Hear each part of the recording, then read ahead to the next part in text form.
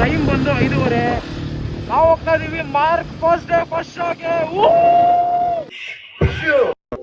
ಬೆಳಗ್ಗೆ 5:30ಗೆ ಬಿಸಿ ಬಿಸಿ ಇಡ್ಲಿ, ಬಿಸಿ ಬಿಸಿ ಪಲಾವು ಊಟಕ್ಕೆ ಬಿಟ್ಟವ್ರೆ. ಊಟ ಮಾಡಿ ತಿರ್ಗಾ ಹೋಗ್ಬೇಕು. ಅಲ್ಲಿಂದ ತಿಂಡಿ ತಿನ್ಕೊಂಡು ಸೀದಾ GT ಮಾಲ್ಗೆ ಹೋದ್ವಿ PVR ಗೆ. ಅಲ್ಲಿ ನಮ್ ಬಿಂದು ಅಕ್ಕ ಅಂಡ್ JD ಬ್ರೋ ಕಾಯ್ತಾ ಇದ್ರು. ಇವರು ಗೇಟ್ಸ್ ನೆಲ್ಲ ಓಪನ್ ಮಾಡಿದ್ದೆ ಲೇಟ್, 10 ಮಿನಿಟ್ಸ್ ಲೇಟ್ ಆಗ್ಬಿಟ್ರು. ಫುಲ್ ಎಕ್ಸೈಟೆಡ್ ಆಗಿ ಒಳಗ್ ಬಂದ್ಬಿಟ್ಟು ಕೂತಿದ್ವಿ. 1,000 ಆಡ್ಸ್ ಆದ್ಮೇಲೆ ಫೈನಲಿ ಮೂವಿನ ಪ್ಲೇ ಮಾಡಿದ್ರು.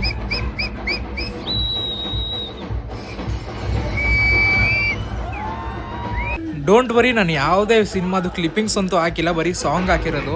ಆರಾಮಾಗಿ ಸ್ಪಾಯ್ಲರ್ ಇಲ್ದಲೆ ನಾನು ಫುಲ್ ವ್ಲಾಗ್ನ ನೋಡಿ.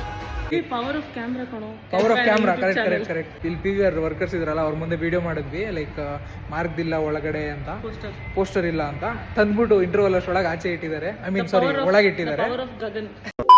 ಫಸ್ಟ್ ಹಾಫ್ ಅಂತೂ ಮಸ್ತ್ ಆಗಿತ್ತು. ನೀವು ಕಿಚ್ಚ ಸುದೀಪ್ ಫ್ಯಾನ್ ಆಗಿದ್ರೆ ಹೆವಿ ಎಂಜಾಯ್ ಮಾಡ್ತೀರಾ. ಮೂವಿ ಸ್ಟಾರ್ಟ್ ಆಗದೆ ದಾದಾ ಯಾರು ಗೊತ್ತಾ ಸಾಂಗ್ ಇಂದ ಅಲ್ಲೇ ಒಂದು ಫೌಂಡೇಶನ್ ಸೆಟ್ ಮಾಡ್ಬಿಡುತ್ತೆ. ದಟ್ ಎಕ್ಸ್ಪೆಕ್ಟೇಷನ್ ಹೆಂಗಿರುತ್ತೆ ಅಂತ. ಫ್ಯಾನ್ ಆಫ್ ದಟ್ ಹೀರೋ ಅಲ್ವಾ, ಆ ಹೀರೋನ ಹೈಪ್ ಮಾಡೋದು ನಮ್ಗೆ ನೋಡೋಕೆ ತುಂಬಾನೇ ಖುಷಿ ಆಗುತ್ತೆ.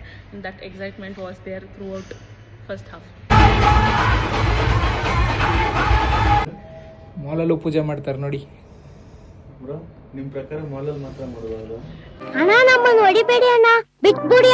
ಮೂವಿ ಹೆಂಗಿತ್ತು ಅಂದ್ರೆ ಮಸ್ತ್ ಆಗಿತ್ತು. ಕಿಚ್ಚ ಸುದೀಪ್ ಸರ್ ಬಂತು ಅಲ್ಟಿಮೇಟ್ ಮಾಸ್ ಮೂವಿ ಅಂತಾನೆ ಹೇಳ್ಬೇಕು. ಫಸ್ಟ್ ಹಾಫಲ್ಲಿ ಎಲ್ಲ ಸ್ಟೋರಿ ಮುಗಿದೋಗುತ್ತೆ. ಸೆಕೆಂಡ್ ಹಾಫಲ್ಲಿ ಫಸ್ಟ್ ಹಾಫ್ದು ರಿಯಾಕ್ಷನ್ ಅಂತ ಹೇಳ್ಬೋದು. ಸೆಕೆಂಡ್ ಹಾಫಲ್ಲಿ ಬರೀ ಆ್ಯಕ್ಷನ್ ಇದೆ, ಯಾಕಂದರೆ ಸ್ಟೋರಿ ಎಲ್ಲ ಫಸ್ಟ್ ಹಾಫಲ್ಲಿ ಹೇಳ್ಬಿಟ್ಟಿರ್ತಾರೆ.